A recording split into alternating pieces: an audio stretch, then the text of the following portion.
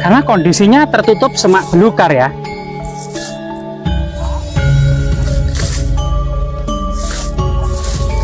Dan batu yang cukup aneh gitu ya. Apa? Oh iya.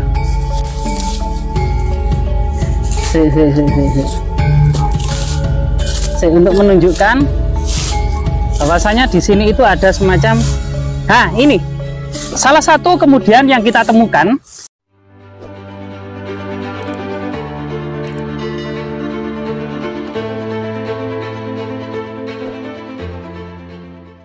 Pemirsa, kali ini kita menuju sebuah punden yang sangat keramat, yang jauh dari manapun, tapi di sebuah bukit yang ternyata tanahnya sangat subur dan air sangat melimpah.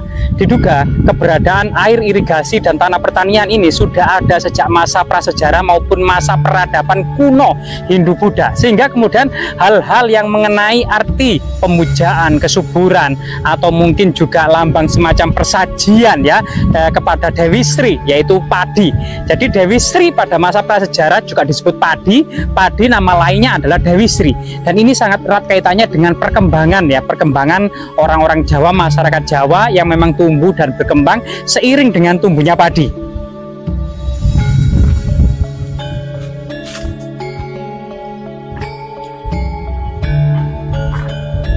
Rahayu, rahayu, rahayu, rahayu.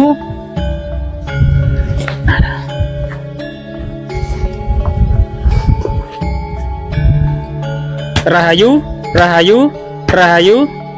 Wong wilahing sekaring jagat bawana langgeng, sekaring kajang, sekaring mayang, mbah putunipun sawan mbah.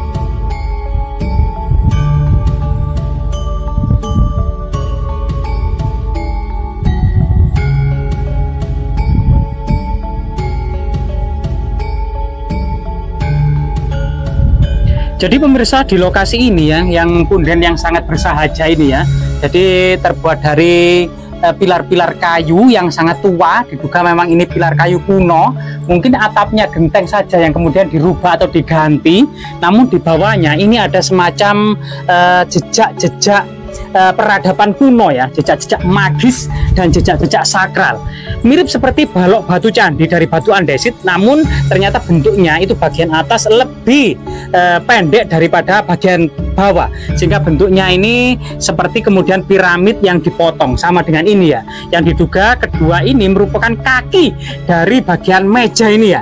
Kemungkinan ini meja persajian atau meja yang memiliki arti peringatan juga, persajian juga, kemudian tempat duduk arwah leluhur, atau juga semacam tempat untuk menaruh biji-biji padi ya, untuk pemujaan Dewi Sri pada masa peradaban prasejarah maupun pada masa peradaban kuno.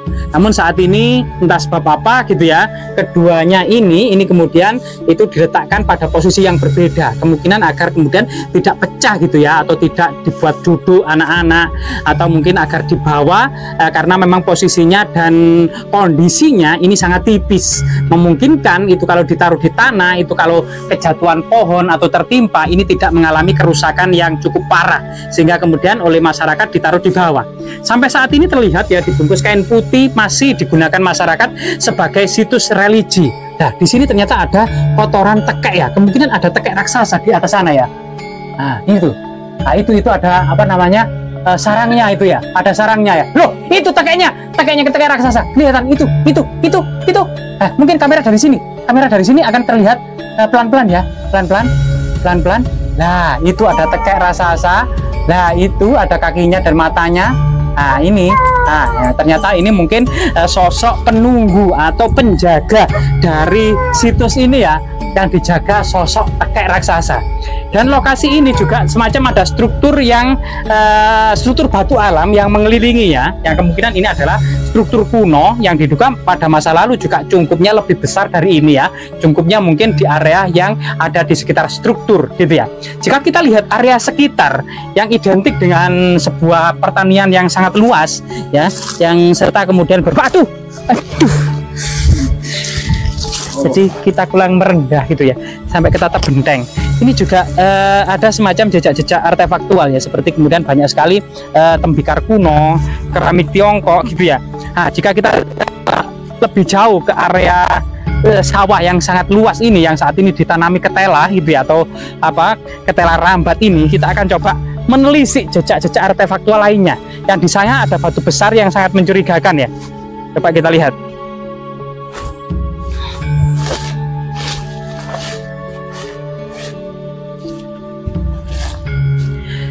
Jadi kemungkinan memang area ini pada masa lalunya memiliki arti magis dan sakral ya. Pada masa lalunya, saat ini masih dirawat oleh masyarakat desa setempat. Kemungkinan artefak ini juga berhubungan dengan artefak-artefak yang lainnya. Dan batu besar yang di sana cukup misterius ya. Kemungkinan mungkin prasasti, ada goresan-goresan yang ditinggalkan oleh leluhur kita. Coba kita mengarah ke sana.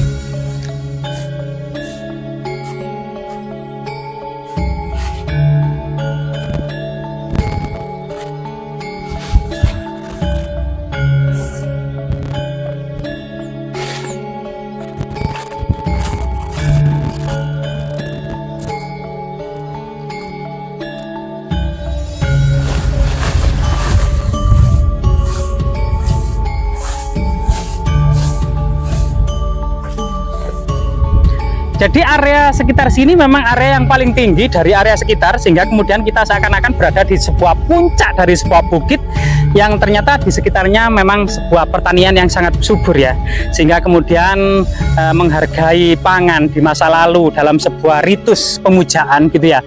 Artinya memang salah satu perhatian ya untuk terus bagaimana kemudian pangan ini terus diperhatikan, karena masyarakat Jawa ini tidak terlepas dari sebuah masyarakat agraris ya, sehingga dalam rentang peradaban yang sangat panjang tidak ada kata dalam peradabannya masyarakat Jawa terjadi wabah kelaparan yang sangat akut atau wabah kelaparan yang sangat panjang, karena kondisinya meskipun ada fase-fase yang diduga paceklik pada masa-masa tertentu, tapi masyarakat beralih ke misalnya bambu yang masih muda gitu ya, atau bonggol pisang gitu ya untuk makan, sehingga kemudian masyarakat Jawa tetap bisa untuk memenuhi kehidupannya dalam artian pangan ya.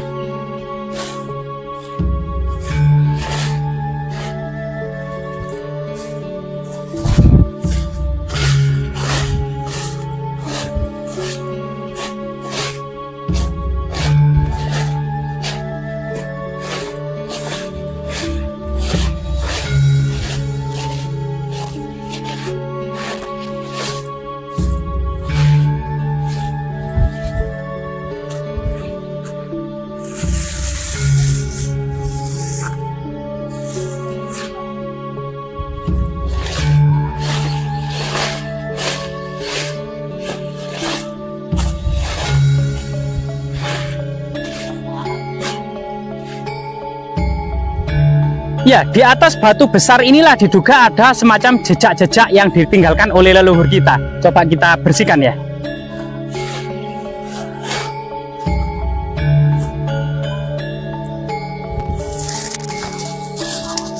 Karena kondisinya tertutup semak belukar ya.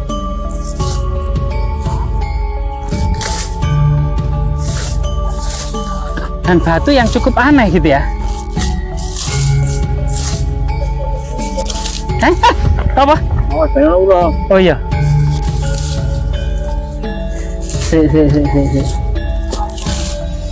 Untuk menunjukkan bahwasanya di sini itu ada semacam, ini salah satu kemudian yang kita temukan.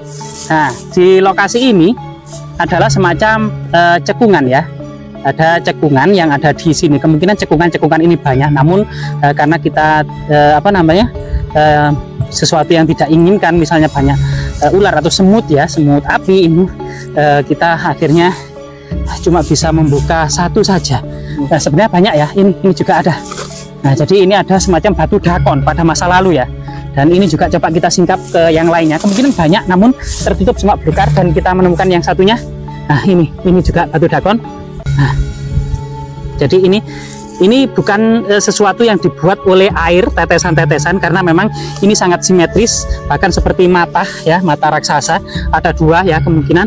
Nah di sini sebagaimana pada masa lalu, pada masa musim hujan akan kemudian menampung tetesan-tetesan air hujan untuk pertama kalinya, sehingga cekungan ini tidak pernah kering dari air. Nah, pada masa itulah kemudian masyarakat berani untuk memulai menanam padi. Tapi jika cekungan ini kena matahari terik tertentu akan kemudian kering, maka dimungkinkan sawah-sawah akan juga mengalami kekeringan yang tidak bisa untuk memulai menanam padi. Jadi sehingga kemudian batu besar ini, sebuah cekungan batu dakon ini juga memiliki makna pratiti mangsa, yaitu sebuah kalender untuk memulai menanam padi, termasuk kemudian diduga ini tempat duduk arwah leluhur, peringatan, persajian ya, termasuk kemudian mengikat binatang korban, tempat bermusyawarahnya para tetua desa.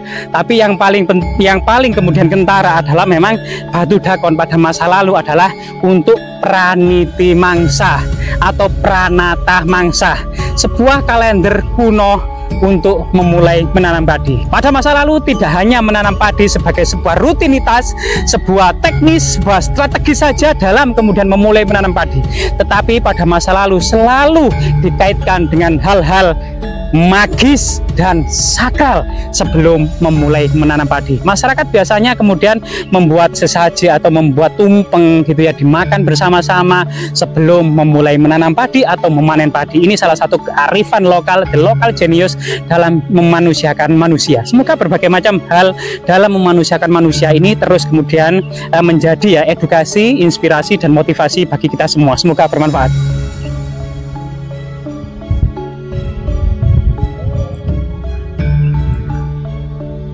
Aku boleh salfok juweti kok Kang. Kembel ae kok. Kembel lho. Saya yang delok. Endi sih? Iko pojok iko. Iya wis tak delok ae wis dilok, tapi kok wis akeh dipeneki arek-arek cilik-cilik ngono ya. Sempal-sempal ngono. Sih, ana wae ta iko. Ayo. Ayo dilak. Kat yo. Loh, dikat lah. Mosok gak dikat rek. Loh iya wae gembel. Saya Pak, hati-hati ya, jangan menginjak tanaman ketela.